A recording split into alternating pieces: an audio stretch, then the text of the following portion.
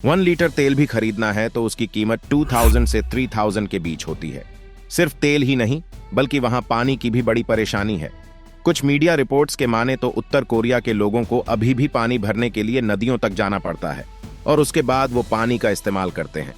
लेकिन अब नदी का पानी कितना साफ होता है, इस बात का अंदाजा आप इस बात से लगा सकते हैं कि उत्तर कोरिया में हर साल 1000 में से 17 बच्चों की मौत सिर्फ खराब पानी पीने की वजह से हो जाती है और उनमें से ज्यादातर बच्चों की उम्र 5 साल से कम होती है।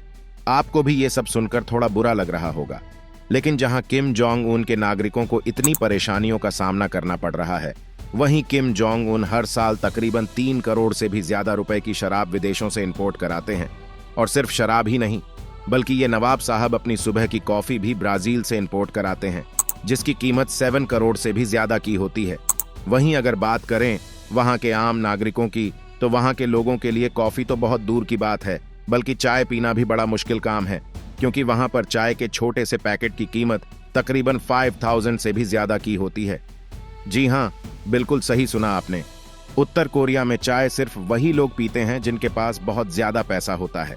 अब बात करें किम जोंग उन के खाने की, तो इस मामले में भी वे किसी राजा से कम नहीं है, क्योंकि वे खाने के इतने ज्यादा शौकीन हैं कि कई बार वे इतना खा लेते हैं कि उन्हें महीनों आराम करने की जरूरत पड़ जाती है। आपको बता दें कि किम जोंग उन का सारा खाना विदेश से इंपोर्ट होता है, जिनमें सुशीकी और मीट जैसी लग्जरी चीजें शामिल होती हैं।